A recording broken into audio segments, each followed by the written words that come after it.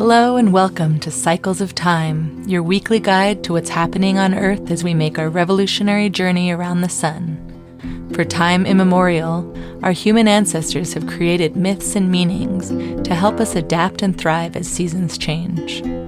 Join me each week to explore the intersections of these ancient cycles, from the indigenous medicine wheel to the pagan wheel of the year, the Babylonian and Greek zodiac to the I Ching, the ancient Chinese book of changes.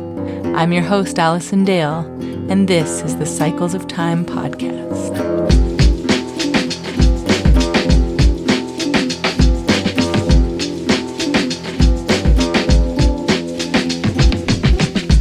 Hey everybody, how did last week's Gate of Beginnings treat you? Did you decide which seeds of passion you want to tenderly nurture and care for as they grow? Did you start anything new? Let me know in the comments. I feel like I'm starting a whole bunch of new things, but this is not a podcast about me. Today I'm really excited to bring you this week's episode of Cycles of Time, a late night conversation with my partner, Jackson Mathey. Jackson is sitting here with me on this hotel bed here at Joyful Journeys Hot Spring in Colorado, kind of in the middle of the San Juan Mountain, San Juan Valley, where I'm doing this breathwork retreat, and we're up here together. So it's a perfect timing to record this podcast because Jackson has a stellium of planets in Cancer, and it's his birthday today. When this podcast is being released on July 15th. So join us today in conversation about the energies of Cancer and the summer season, and also get a personal look at a few of the human design gates and I Ching hexagrams that we've talked about in the past few episodes. So welcome, Jackson. Yay. It's good to be here. Thank you for having me. Yeah, so I know you very well, but I'd love for you to tell our listeners about, just who you are. Just a quick intro. Jackson is the audio engineer, producer of Cycles of Time podcast, and it was thanks to him and his knowledge and skill set and recording equipment that I was able to jump right in and start this thing that has become a really defining factor of my life, our lives. Our lives, for sure. Yeah. I'd start by saying, thank you for doing this project, and to share for those that aren't in our daily lives of how profound the practice of examining the cycles of time and living each one of these gates and noticing it in our conversations in our daily lives across a minimum of 3 individuals, how that energy translates has led to a really wonderful way to flow throughout the year and language to handle circumstances as they come up. And so it's been a really powerful practice for me to be experiencing this as you're experiencing it as well, and generating and really bringing awareness to it. Well, I've worn a lot of different hats, and I've come to see that there's been a unique little similarity that is intrinsic to all things, which I imagine will kind of come up in our conversation today in some ways. At the moment, as you said, I'm a lead engineer and producer at Spirit River Sound, the studio that is helping propel this podcast out into the world, and it's been a joy to work in the energy field and creative process of artists with sound, and to refine that through many, many years of being first intrigued with music and sound as a young kid at 5, wanting to play the drums, and at 15 being so fascinated with recording equipment and the possibilities of recorded sound, to being in the healing arts and facilitating bodywork sessions and energy work sessions and teaching anatomy and massage and touch and ethics and a vast multitude of things here in Santa Fe. And all of that has led this, kind of beautiful perspective to be here now, really focusing on the audio arts and the energy work that is sound, to this wonderful conversation with you today.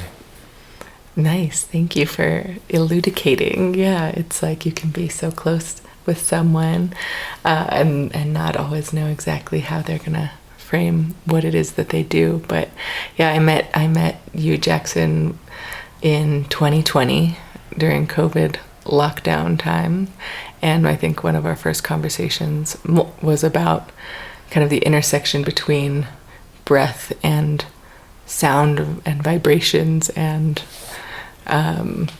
cycles that are within that. So and the rest is history, I guess. But Jackson's also a really incredible photographer who, I think, before I knew him, I found his Instagram account, and there's these incredible time-lapse photographs of the mountains around New Mexico and southern Colorado, where we are now, and being in this environment surrounded by these San Juans that you've climbed and hiked and been in the mountains and photographed and made videos of. It's a beautiful place to be, kind of putting a timestamp in this conversation, because I think... Well, I can tell you one thing about the photography, which has been a beautiful hobby inspired by my mom. It just really clicked for me when I discovered time-lapse and being able to stretch essentially an ultra-long exposure to reveal hidden cycles and hidden movement. And that kind of just made me go like, wow, okay, cool, this is really interesting. I want to try to push the envelope with this a little bit and see what it reveals to me, being someone who's been fascinated with kind of watching things, listening, looking, and seeing, if at all possible. And this like kind of tool of a digital camera and being able to stack 1,000 photos on top of each other and see the swirls of our natural planet moving at a ridiculous speed through the solar system, and having that connect me to you is just like so gorgeous, I think. Yeah, exactly. I mean, just the visualization of the cycles of time, I think you do that better than anyone I've ever seen, with both video and still photography. Really capturing, I mean, it's these epic mountain ranges, but with star trails behind them, or with layers of clouds on top of each other in the way that you wouldn't normally be able to witness, but the singular image of multiple pieces of time stacked on top of each other really do capture the movement and the flow that is constantly around us and within us. And it's definitely check out Jackson's website to see some visuals of this. If you're reading the Astrosomatics Substack version of the Cycles of Time, I will post some images and links there, as well as in the show notes, to be able to check out this visualization of cycles of time, because sometimes an image says 1,000,000 words, and I can talk about all these philosophies every week, but just really seeing it and seeing how the earth is turning and how the clouds are moving and how we are a part of that environment that is constantly in evolution is just, you really do it so well. Thank you. Yeah, definitely. So that's all the stuff you do, and we're here today to talk a little bit, as much as you want to talk about that, but also to kind of dig into the season of your birthday. And so happy birthday. Thanks. It's exciting times. And yeah, we're here and you are watching our daughter while I do a lot of courses and classes. So I'm very grateful for you to be here and supporting me in that way on your birthday. It feels very of your Cancerian nature in certain ways to be giving on your birthday when you might want to be receiving more. but I'd love, to chat with you a little bit about how the energies of your birthday show up. And as you know, in this podcast, I talk about a lot of different cycles of time and sometimes highlight some more than others. But starting with the medicine wheel and the direction of the south and the direction of youth, in the element of fire. It's also the element of fire in the Chinese Taoist Wuxing cycle. So those kind of correlate with each other. And so we've been in this fire season for a while. And so I'm curious about elementally, Cancer, your zodiac sign is a water sign, and I know the Spirit River is a watery kind of moniker, but I'm curious if the element fire resonates with you at all as far as this season, or if the direction south or the stage of life of youth. Totally. Yeah, I mean, there's like this push-pull in Cancerian season for me of it feeling soft and inward and full of the ripest days of summer and that desire to push and extend and embrace the full radiance of the day and the season of the northern hemisphere being this kind of magical, slightly post longest day of the year. Everything's kind of radiating that fiery exuberance. And I think that plays out for me internally as well. Feeling that push-pull is, I think, how I feel it. And in the past, when I've looked at my chart and noticed the elemental pieces, I've been like, oh, that's like, I'm steam.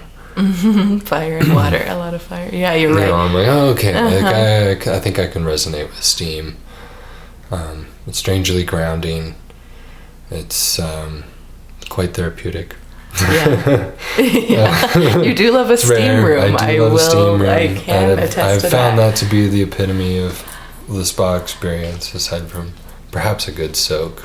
And so it's appropriate that we find ourselves here in like hot water, because that's a lovely thing, and something I cherish a lot. Found a lot of physical and energetic resonance with hot water. Yeah. So right, that makes a lot of sense. Fire and water. Yeah. I hadn't really ever thought of that in this way before, but our relationship is definitely centered around hot springs in a big way, and volcanoes. Yeah, definitely some of the most memorable times that I've had with you are, being near steam. I guess you can say it's been steamy. Wow. We're thinking of converting the bathroom at our home into a steam room. The whole thing. So now I get the deeper reason here. See, these cycles really open up, home improvement plans and stuff like that. As above, so in the home. Right, exactly. Yeah. Exactly. I love that. Yeah, and you do really love summer. I mean, you feel very at home in the tropics, more so than I do, I think. Just really thriving in a humid, hot environment. And so that's, it's just interesting it seems so simple, right, to line up like, okay, a season of birth with how you feel in your body at various times, but and what's the most comfortable for you. And there's probably a little bit of coincidence in there. Like, I used to think about, I used to ask people what time of day they were born and see if there was like a correlation between whether they're a morning person or a night person. And I found in my anecdotal evidence that a lot of times there were, if you're born late at night, that tend to be more nocturnal. And I don't have any data on this, but it seemed like that was aligned in the same way that being born in the summer might feel, familiar. And yeah, I definitely think so. And I kind of wonder if the elemental aspects translate more to the body than other astrological or I Ching based. Right. Prismatic features, like because I feel that more in my body than I do in my thinking mind. The difference between the water and fire and the seasonality. I feel it in my body more. And I feel the absence of the season of my birth in the winter.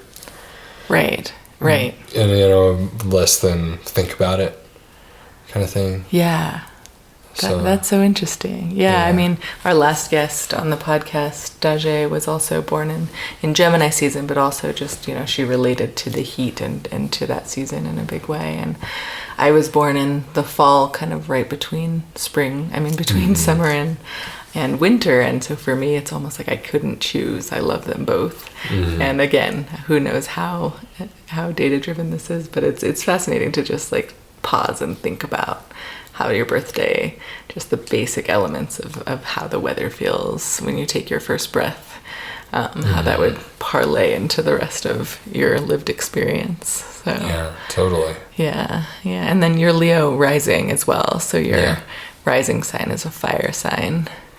Yeah. So that could also have something to do with it. The elements in when you're looking at all of these different systems can get so multi-layered and multifaceted, but it's interesting when they kind of converge as the fire has done here between North American and Siberian and Chinese kind of renditions of the cycles of time. So interesting. So let's move on to Cancer a little bit. You do have a stellium in Cancer, which is when you have 3 or more planets in a single sign, and so those are, it increases the focus and the intensity perhaps of attention of planetary energy in that area of your chart. So beyond your sun sign, you have Mercury and Venus there as well. And so I'm curious about, Cancer, how you resonate with it, what you feel about the sign, how you embody it. Yeah. Well, being that there's like a stellium and that some of this vocabulary's been around in my life for a fair amount of time, I've definitely related, and then, I think as we grow, we kind of like kick any language that we do relate to and invert it and say like, nah, I'm not that, or like, I'm going to throw that out, and then it comes back around or what have you. So it's been around, and when I think of like classical definitions of Cancerian and stuff, I can definitely pinpoint a lot of traits that embody those qualities for me in my adult life. But like you mentioned earlier, I actually feel like it was in my youth, particularly maybe even through 16, 17, 15 even, where I was like really the cyclical, the tidal, emotional, fluidic of aspects of Cancerian was definitely like rocking my world, and it was all I could be. And the older I've gotten, the more I've I don't know, maybe built some of the shell that helps to hold that, or I've just twirled around enough that I've found my own center of gravity enough to not be swayed by the swirling quite as much, or be as dizzy, I guess. Because it does feel like that oftentimes. Feels very lunar, very tidal. I seem to recall a lot of the full moons and new moons, again, kind of particularly around my birthday in the summer. It's like be outside, perhaps, and participate with it more than it It's easier to do that where we live in the winter is quite cold. And therefore you're just outdoors a lot less in the winter at night. But one way or another, I felt like the full moons and the new moons around Cancer season were always particularly emotionally potent. Mm-hmm. And that there wasn't always a whole lot I could do about it. It felt kind of oceanic, like a crab kind of gets just tossed around in the waves. They really don't have a whole lot of say when they're not holding onto a rock. When they're in the water, they can move about pretty well, but if you're getting tossed around by a wave, crabs are not fish. And so it felt like getting tousled around a little bit more, or what have you. And I think a big part of growing into my Cancerian nature as a source of strength has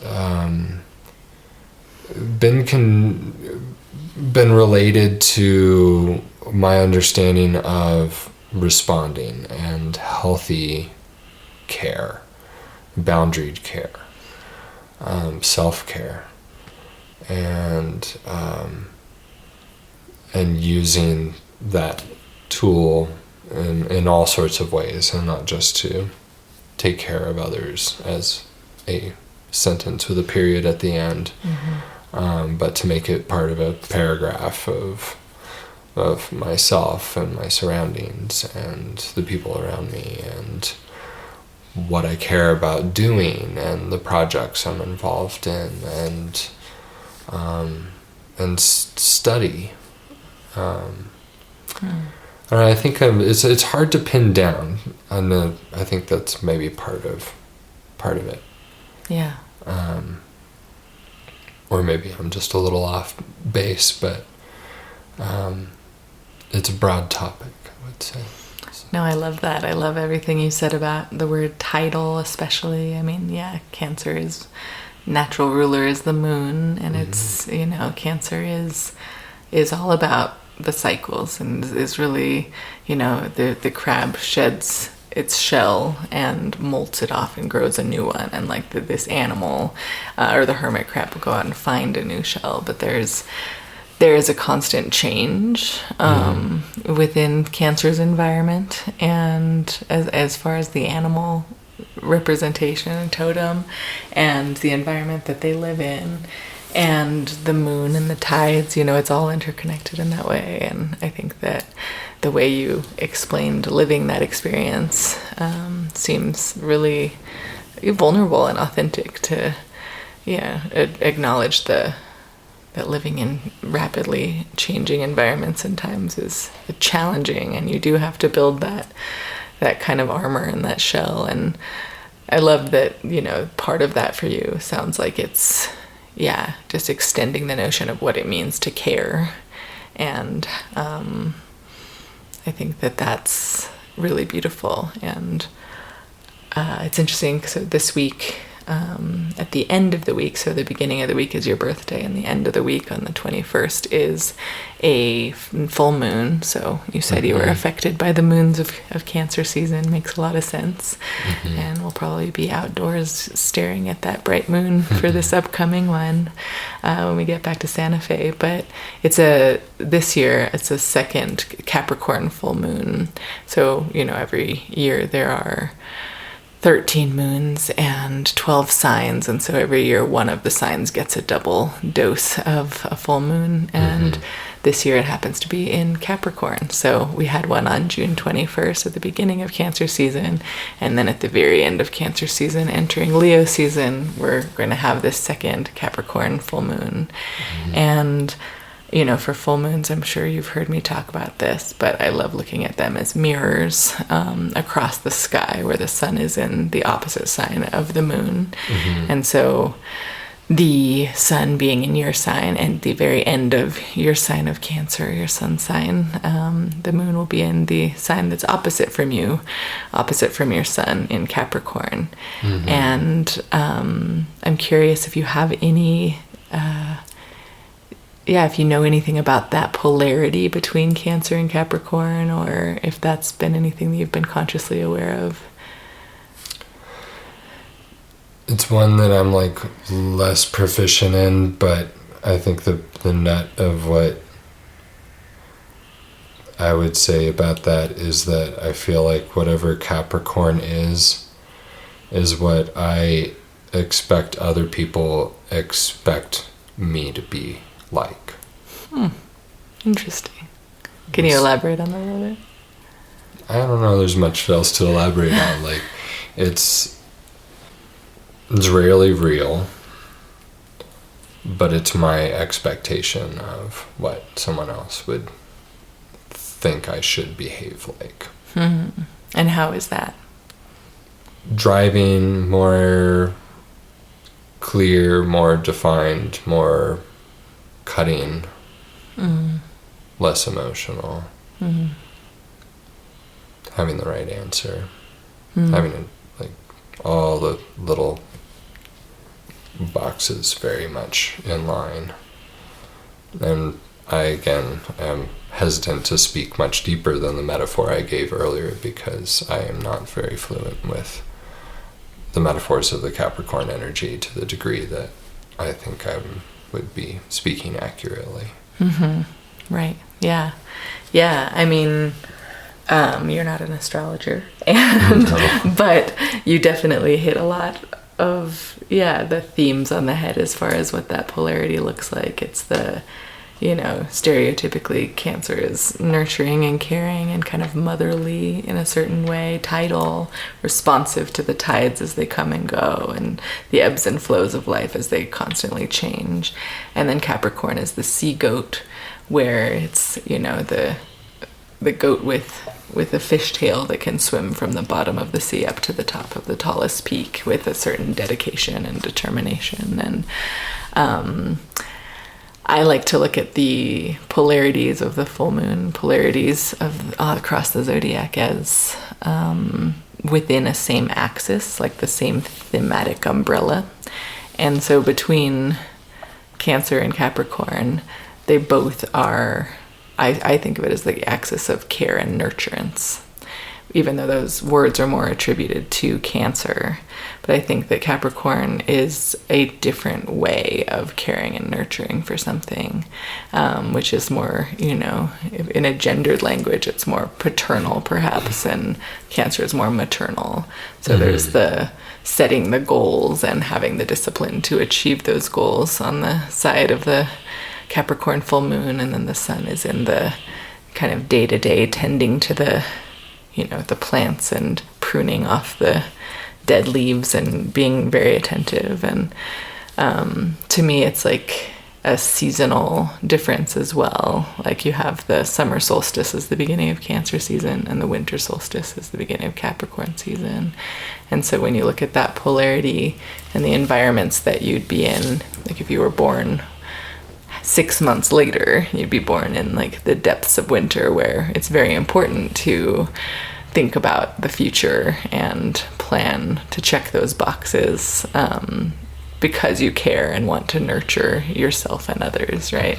And so it's, I think it's a really complicated axis, actually, and a very like misunderstood one in a lot of ways. But I think because of that can be where a lot of the tension and the emotionality of the moons in this season of summer come up, because there is this kind of like, oh wow, I'm just like, I'm in the moment, right? I'm like deep in the heat of summer, and to think about the coldest day of winter and the darkest day when you're in the heat of summer, it is the most dramatic polarity of the whole zodiac, I guess. So makes sense. It would lend itself to your experience, I think, of these moons. Yeah, totally. Yeah, it's interesting that you said that you think that other people expect you to be that. Do you think that's a gendered thing regarding like masculine, feminine, or is it just you in particular feel like people have an expectation to be more Capricornian? Yeah, I think societally we have a tilt to be very much more Capricornian than Cancerian. It's definitely part of the patriarchy. It's definitely part of how society has gendered me, and how through society's lens I've understood myself. And it's not to say that like I don't understand and appreciate those energies deeply and use them every day in my life. That's a very familiar place. And perhaps the nut of that is myself, wanting to embody those qualities more effectively. Mm-hmm. And that's definitely been part of my journey in my life, is wanting to to go from the depths to the mountaintop.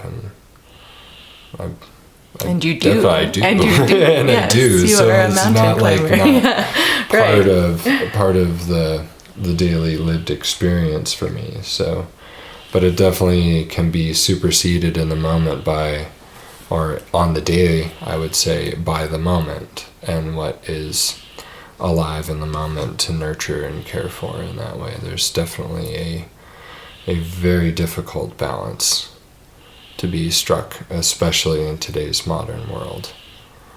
The layers of that balance are incredibly intense, and when you add relationship and then family on top of that, the balance of that is, like you said, from solstice to solstice. It's like kind of extreme to extreme. You're not going from transition point in spring to transition point in fall. This is, pretty diametric axis, and how appropriate that it would be care, as that's like kind of the nature of existence. Yeah. It's a complicated one, so it's absolutely alive to slide between the two all the time. Right. Yeah. Mm-hmm. I mean, the hottest of the hot and the coldest of the cold. It's like the care is the most important then. And it probably comes through a lot in the full moons. Now that like we're having this conversation, there's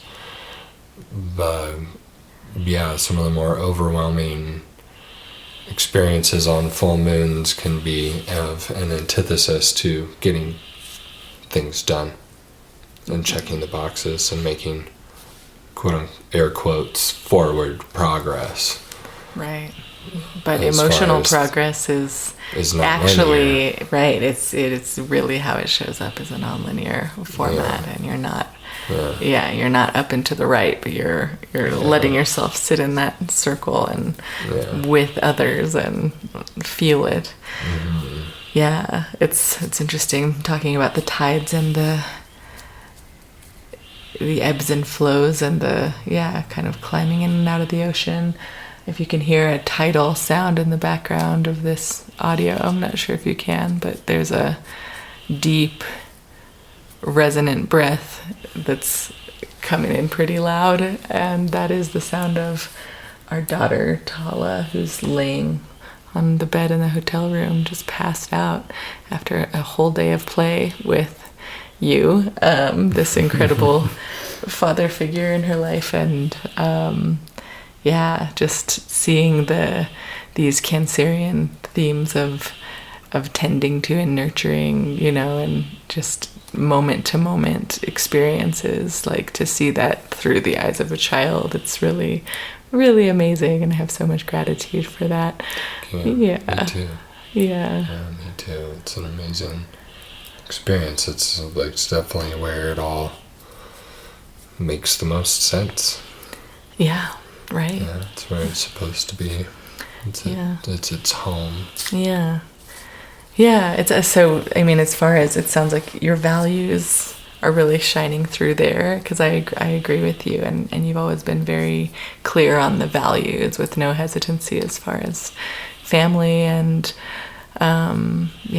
care being a priority as one of the kind of north stars in your world, and not ever walking that back, but just because society might not value it as much, for instance. And I've always really admired that about you, and your ability to teach through that. And it's interesting because your Venus, which is the planet of values, it's the planet of beauty and love and romance, but it's also really the planet of what we value, and that is also in Cancer. Yeah. So it kind of lines up there. And then Mercury, your planet of communication, is also there. So do you have anything to add about how those two planets show up in that place?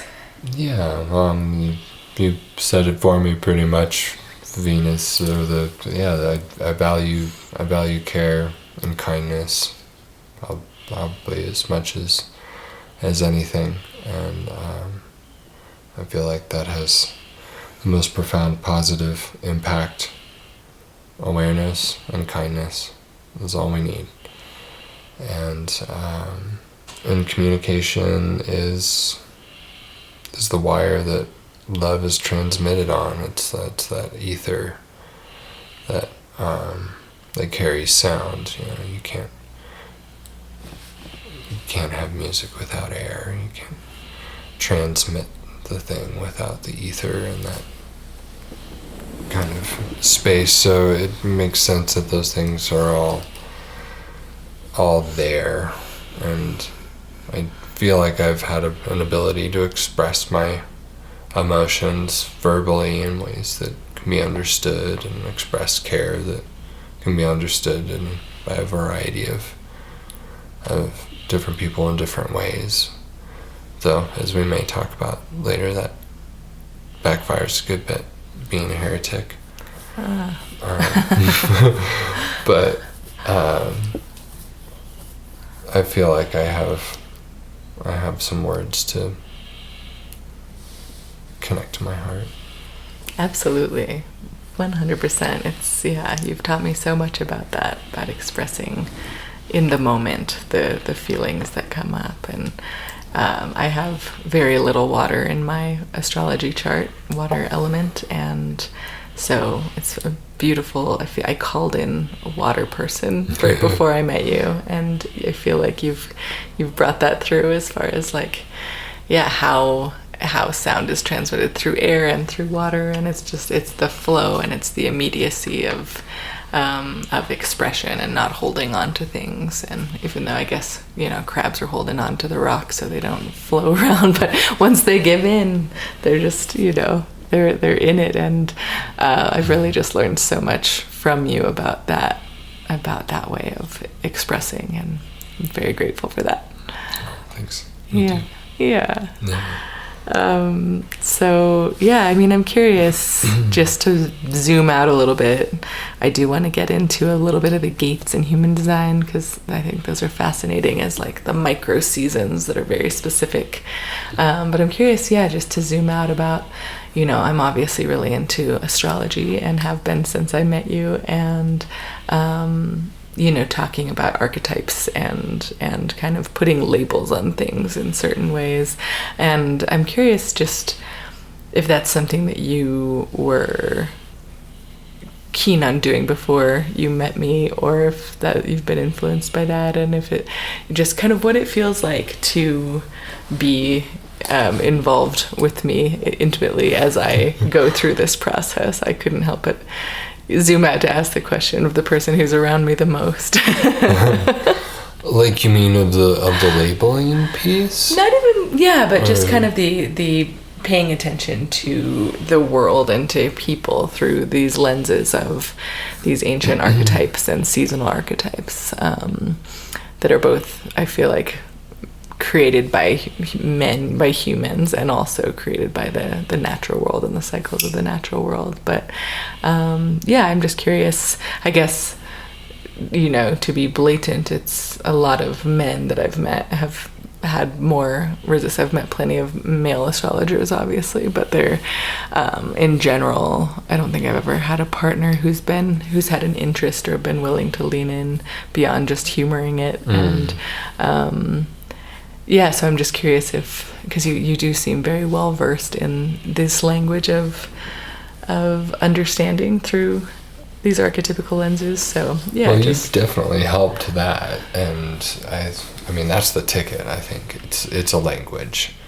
It's not a belief. It's a language, and the more, so I'm all for it.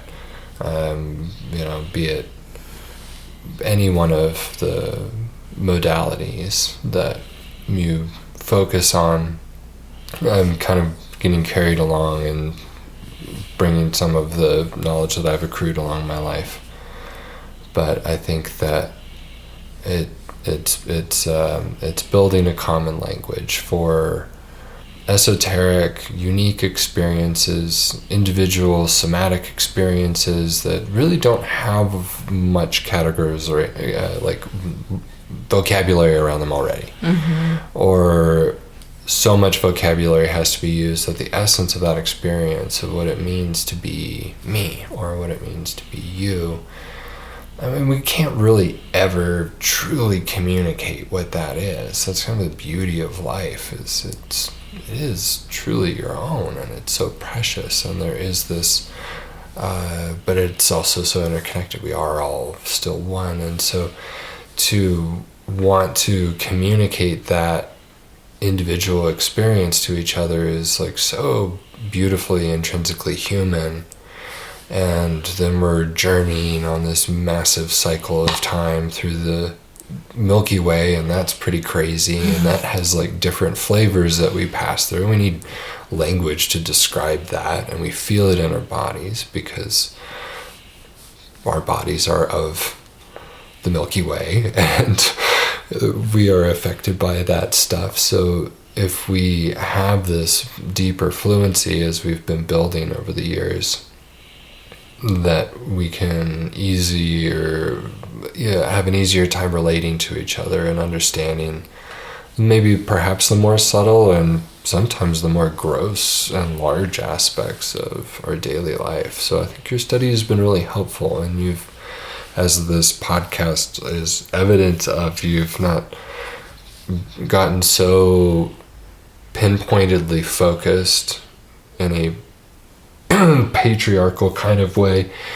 of saying this is what this is, that you've broadened it to include as many cycles as you can find, and to experience them and let the language and these modalities flow over you. And I really love that about you, and I love how deeply you drink their waters and you drink their knowledge, but you don't really like let it stick to you so much, which I think is really healthy, and I think has led to a great deepening of not only your understanding and your ability to communicate that to others, but to also be effective in our relationship and in our day-to-day life. Because I think there's the danger of, let's say, astrology, is it can kind of exclude surprise. It can exclude unique experiences by automatically labeling something. And when you label something, you take away its energy.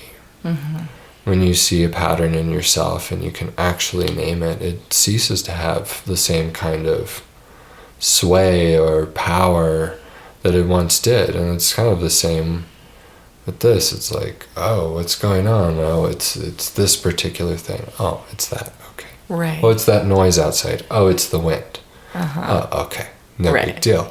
Yeah. Right.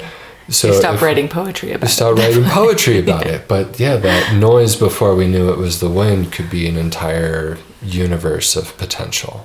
Right. And so I think there's this beautiful path that you weave and beautifully share with myself and through this microphone, many others, that is, I think, kind of a unique voice in this space.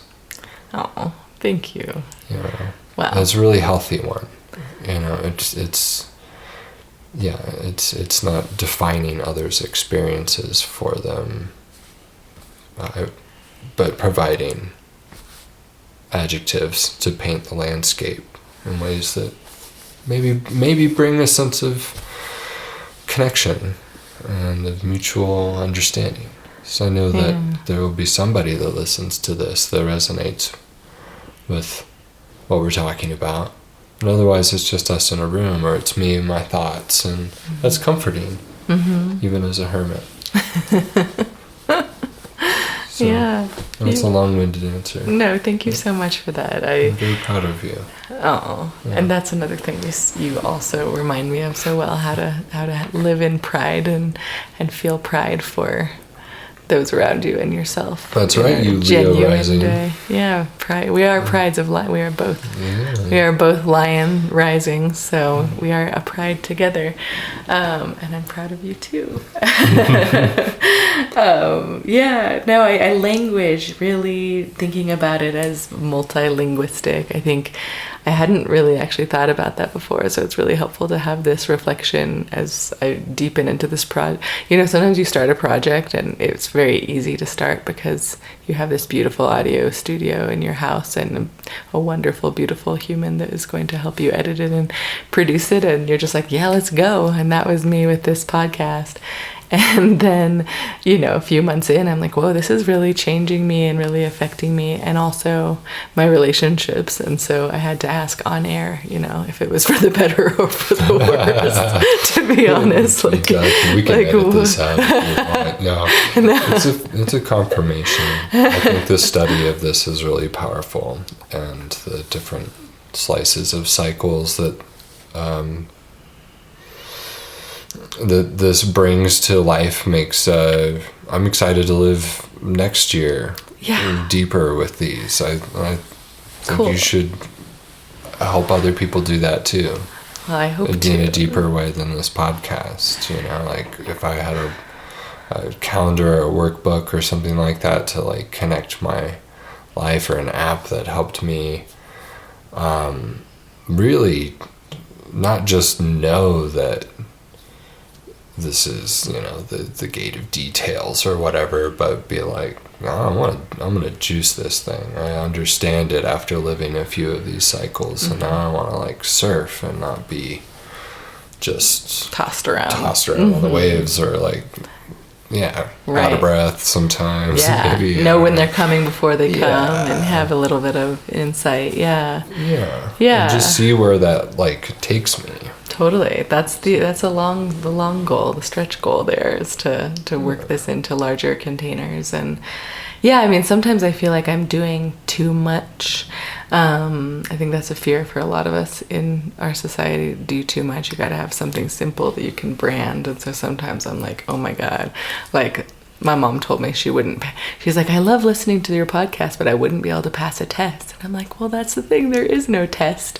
I'm not going to quiz you on all of the details about what this has been about, but it's really about, like I said a couple episodes ago, just really letting the information kind of wash over you, kind of like more of an osmosis process to find whatever interconnections are sparked for you. And for me, that's the highest I ever get is not on drugs, but it's on like these interconnections of thoughts or feelings that come from translating drastically different languages from different eras and different parts of the world to reach this point. There's sometimes just this beautiful harmony or a beautiful point of intersection that makes me feel just like it's like a catalyst, like a spark for the joy of life. Like, wow, I can't believe that someone on this side of the globe and someone on that side of the globe 5,000 years ago, 3,000 years ago would kind of come to a similar place as far as what is real in this moment. And so it's a love language for me. And I'm glad that it's resonating within our family life and helping in some way. So you did just hint at the gate of details, which I'd love to chat a little bit about before we wrap up. Oftentimes during the weeks I lead with the I Ching hexagrams and the human design gates because they change every week. But I think it's fun once a month or so to kind of really zoom out again to the larger seasons that we're in. So it was fun to do that and not be so in the weeds with like the 64 gates. But coming back around to these 64 hexagrams, the I Ching do you know much about the I Ching, just in general? A little bit, yeah. Yeah, what do you know about it? It's a pretty magical way of describing and embodying the essential patterns of our particular universe. Yeah, it's pretty cool. I mean, it's really taps into a lot of source code and so ancient and so futuristic at the same time. And what I know about the I Ching is that there's 64 gates or 64 hexagrams that can be put in different orders, either 1 through 64, which is known as the King One version, but the version that we work with in the cycles of time, that's kind of what they work with in a human design system, is the I'm blanking on the name, please edit this out, I can't believe I've forgotten. Oh well, it doesn't matter. But is a version that is based on kind of the changing of the elemental realm around the course of a year. And so we started the year in like the thunder lower trigram, and then there were 8 other elements that were over thunder. So it'd be water over thunder, fire over thunder, mountain over thunder. And then we moved into earth during Taurus season. And through Cancer season, we've been in the mountain trigram, so the mountain kind of predominant energy, which I thought was interesting, tying in with your love of mountains. And your Mercury is in the gate of stillness, which is mountain over mountain. We talked about that a couple episodes ago. And then one after that was the gate of provocation. And so you have a couple of other gates here that we've already talked about, but now we're moving on to the gate of details, which is gate 62. And that's where your son lives. And do you know anything about the gate of details? A little bit from some of the study that we've done and I've done to lead up to this, and in my own examination of human design and what that is.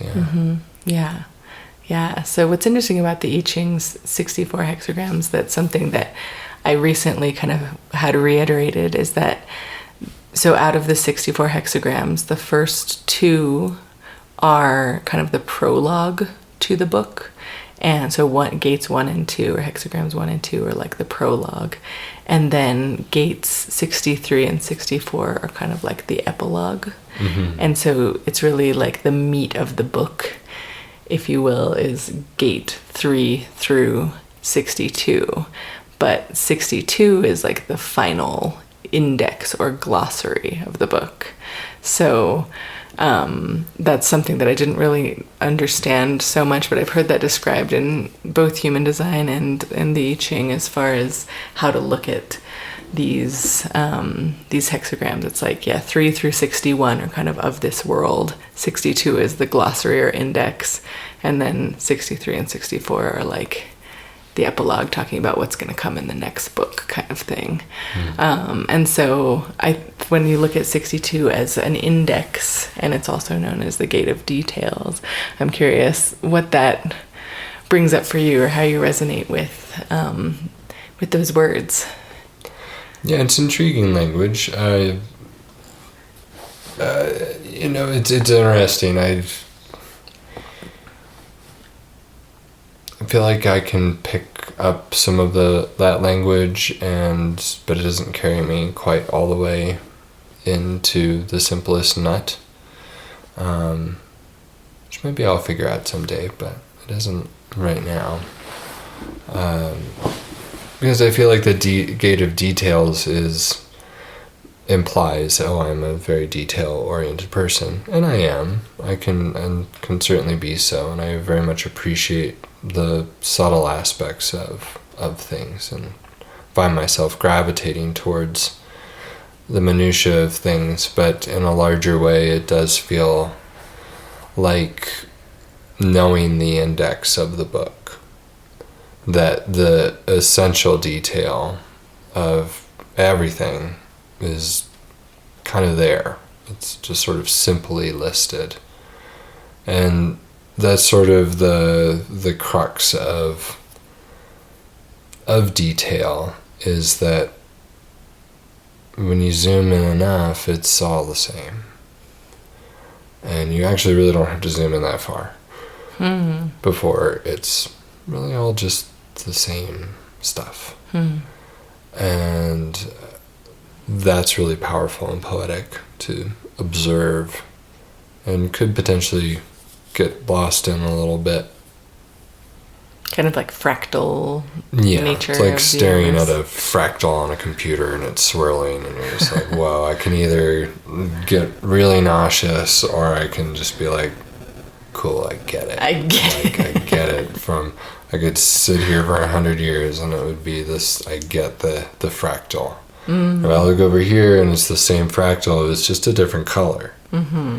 Or it's just going backwards or something like that. So it feels almost like a felt sense of that I could do Tai Chi, or learn how to read a new language, or try woodworking, and it's like pretty much the same thing. Just a different color, or just a different texture, or different detail of the same nut. So in that way it feels like, just sort of reading the glossary of the book instead of the chapters. So I think I'm starting to learn more about how to make that language effective for me in my life, but at this moment, like, I wish I could say I felt like the names of that gate were more effective. Yeah, right. Like details. Me. Okay. Okay. Cool. Yeah, I think sometimes, I think with human design names especially, sometimes they can be like a little bit jarring, and kind of like a neg, like, I don't actually like that. And maybe that makes you want to contemplate it further and dig deeper. I think that was kind of the founder of human design, was cracks the egg a kind little of more. like he was heretical as well, and very much just wanted to kind of poke at people. So taking ancient concepts from the I Ching and putting it into a different frame. And then Richard Rudd of the Gene Keys, kind of, who was a student of Raoult, the founder of human design, he took those and turned them into some completely different language that is similar. And the reason I like looking at all three of them in this podcast, and just in general as I live through the weeks, is again to find that inflection point where they kind of all meet, and to see if that gives any new information. Not to make it more complicated, but ultimately to see the sameness within all the details, like you said. And so, in the I Ching, the hexagram here for a gate of details for 62 is thunder over mountain. So cool. What is that image? I love the I Ching, just the elemental hexagrams, because they're usually just so visual for me. So what does thunder over mountain evoke for you? The photographer in me is like, sweet. It's gonna be a good shot. The mountaineer in me is like, yeah, that's pretty sketchy. So yeah. I mean, tonight experienced thunder over I'm sure mountain. did, We're yeah. in the deep Sangre de Cristo mountains, and there was some really powerful thunderheads and lightning and thunder overhead, so it's kind of perfect. Another name for that hexagram is called small exceeding, and I think that that kind of ties into thunder over mountain, because it's kind of like this appreciation of how small we are in relation to thunder, and how small even the mountains are. It's been this thing that mountains are so big, you know, mountain pose in yoga, you're as tall as you can possibly be, and you're a big, formidable mountain. But then thunder comes over, and it's like, oh, even the largest, most strong statured thing can feel small in the midst of something like thunder. Yeah, totally. You know, and that kind of, yeah, reminds me of what you were saying with the, when you look at it from that fractal nature, it's like, oh, it's, you know, it's all relative. It's all small. And all the smallness is the same. But yeah, I'll show you the picture really quickly of the hexagram for your birthday. That's cool. It's a cool one. And so it basically has two broken lines on top of two solid lines, and then those are on top of two more broken lines. And so it's kind of like small lines surrounding two solid yang lines, meaning that there's not a lot you can do in this situation except concentrate on the small matters and wait before making your move. So it's kind of like the details are surrounding the bigger thing. And the details are what's important, but you don't want to get maybe fixated on them. It's just kind of letting that be. So yeah, the images of these are super fascinating. And then, you know, in the gene keys, there's a different interpretation of 62, which is there's always a shadow level, a gift level, and a city level as far as kind of like frequencies of this energy. And the shadow level of 62 is intellect, and the gift level is precision, and the city is impeccability. I remember when listening to the audio of the gene keys about this, like there being a quote that a lot of people would think it would be like, how could intellect be a shadow? Because we value intellect so highly in our culture. Like, how could that possibly be a low frequency or a shadow of something? But those are kind of an interesting flow as well of words, I thought. Yeah. Yeah. Yeah, intellect's at the center of our current dark age. For sure. Do you think so? Oh yeah. Oh yeah. Yeah. It's so easy to get lost in. Right. But it's leads nowhere. Right.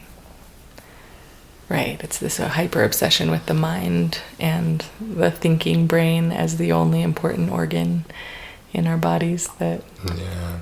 Can think other people into their graves and commit atrocious things. Right. And atrocious things that the heart could never conceive, much less execute. Could only come through intellectual confirmation. Wow. And I mean, I can hear but technology, you know, that's a child of intellect, and I think I must laugh at that. I don't think any of the most profound underlying pieces of technology that have been developed over the past several hundred years have had hardly anything to do with intellect. Yet it's perhaps the mechanization of those ideas, those revelations, that are at the heart of the destruction of our planet, the heart of our loss of a sense of self, our degraded communities, our fractured ability to care, our Repression of trauma, yeah. The generational trauma, right, or scarring that is left is certainly an age of humanity. There's no way to score that many generations without that sort of language. Yeah. And it's one that we're cresting out of, making a slow turn up.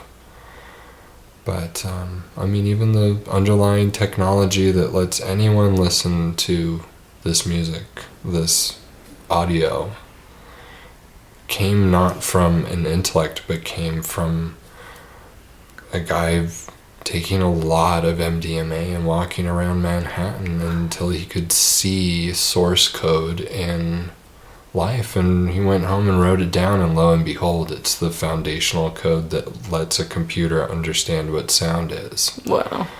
It's not that intellect is everything. Right. We have these massive competitions to figure out things in our world, and how many things are actually figured out. Like, really, how much of an endless cycle is that? I find that true in my own life. How much I try to intellectualize something takes me farther and farther away from actually understanding it or making forward progress towards any sort of destination with it. It's pretty wild. It feels stark to say all of this out loud. I didn't know that I felt maybe quite so strongly about it, but I do see that is a massive shadow. Wow. And that, shadows are tools too. Mm-hmm. But boy, it works a lot better if you don't let a shadow drive the car. Yeah. It's really interesting. I think that's so profound, and I love hearing that. Like, today I was doing these breathwork sessions, and the type of breathwork that I'm doing is conscious connected breath, which essentially is a type of breathwork that, like, you eliminate enough carbon dioxide from your body and change the pH of your blood so that you're essentially kind of somewhat shutting down your neocortex just a little bit. And what it does is a big emotional release. It's an emotional release breath work, and that's kind of the purpose of it, is tapping into the body's intelligence. And the way to do that, the way to listen to things that are stored in our body, is by saying, like, okay, brain, take a little break. Just like, you're not going anywhere. I'm not doing anything that's bad for you, but I'm just gonna like turn down the volume on you for a little bit while I listen to my heart and my gut and my spleen and all of these other parts.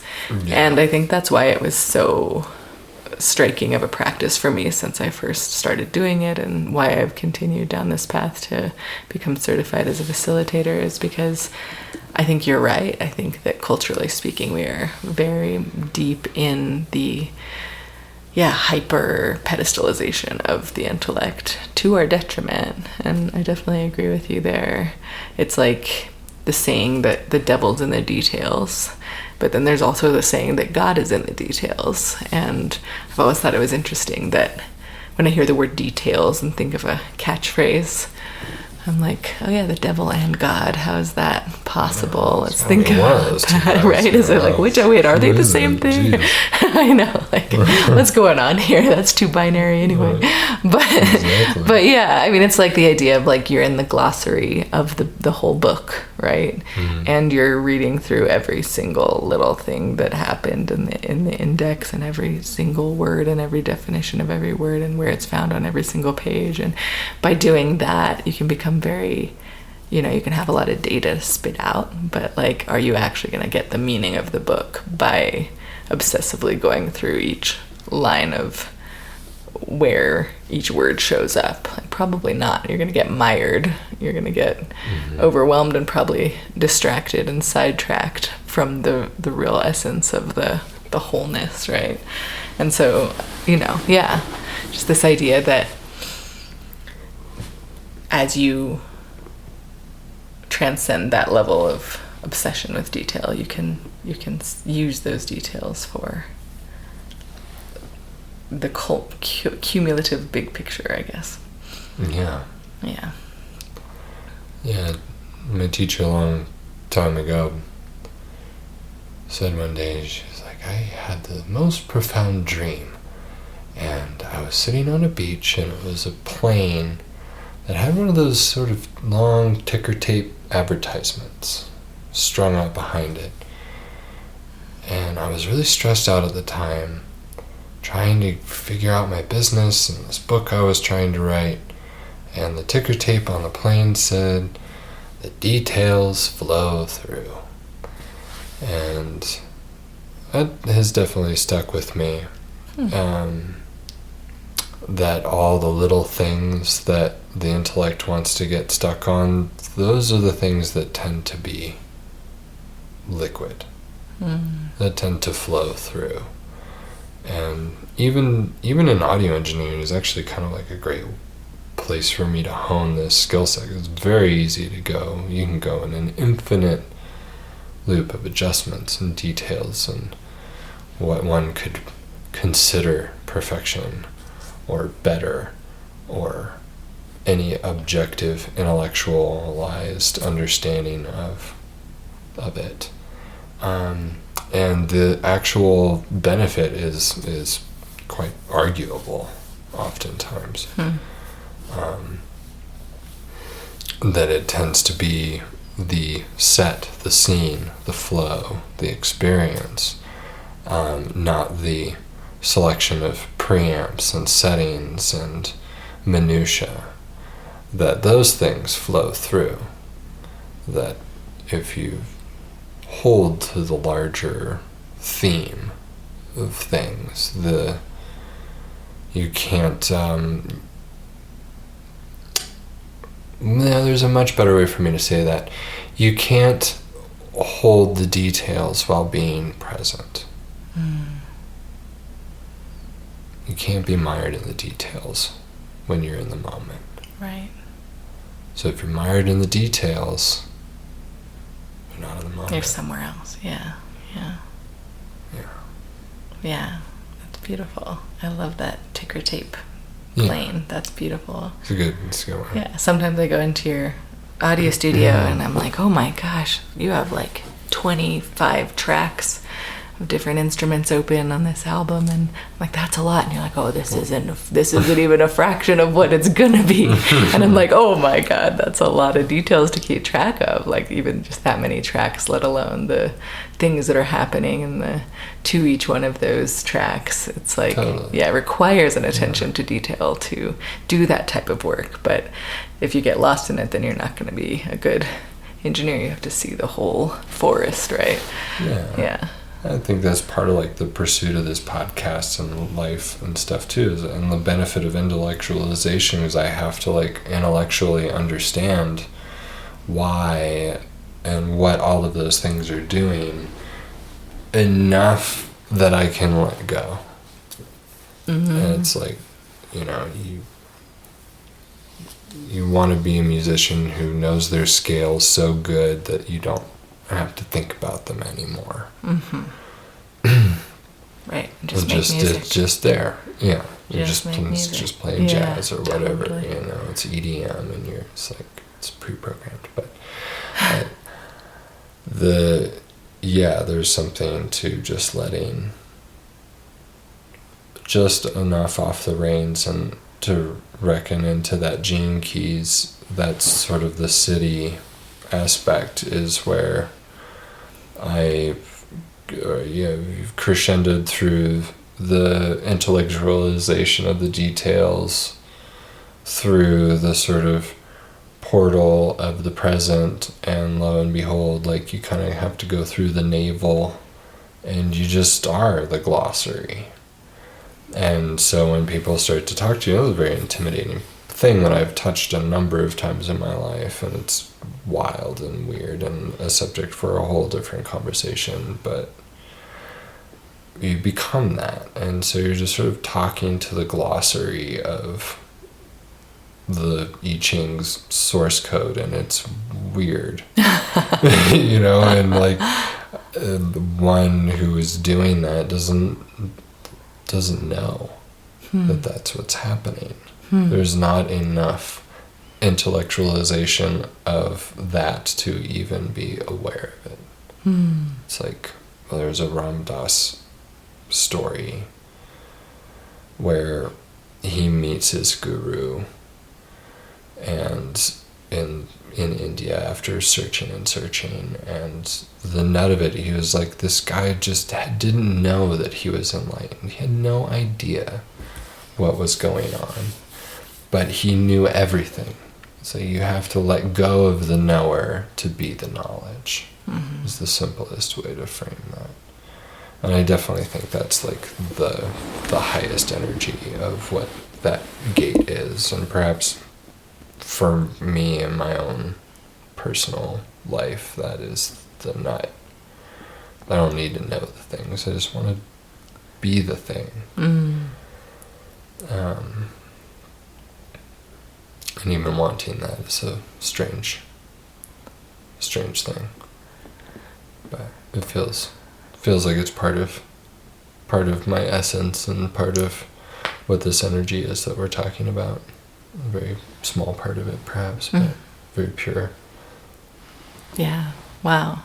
Thank you. I feel so honored and lucky to be able to talk to you about this in this level. And again, to kind of, I learned so much about you, just these deeper layers and levels just through being able to have these languages to reference life through. And it's not cut and dry. You are not details. You are not Cancer. You are not fire. You are not water. But you're an amalgamation of all of these things. And to be able to see different elements kind of rise and fall like the tides, and different aspects of yourself kind of come to the limelight and then fade into the black. It's like just such a beautiful process to become aware of you in these new ways. So thank you so much for being here and agreeing to be on this conversation. And thanks for making this platform.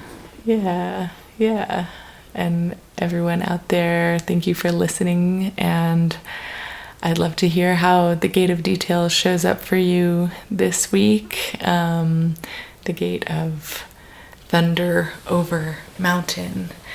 Does that resonate for you? Just let it all sink in. And you can check out the show notes for information about how to find Jackson's photography and audio work.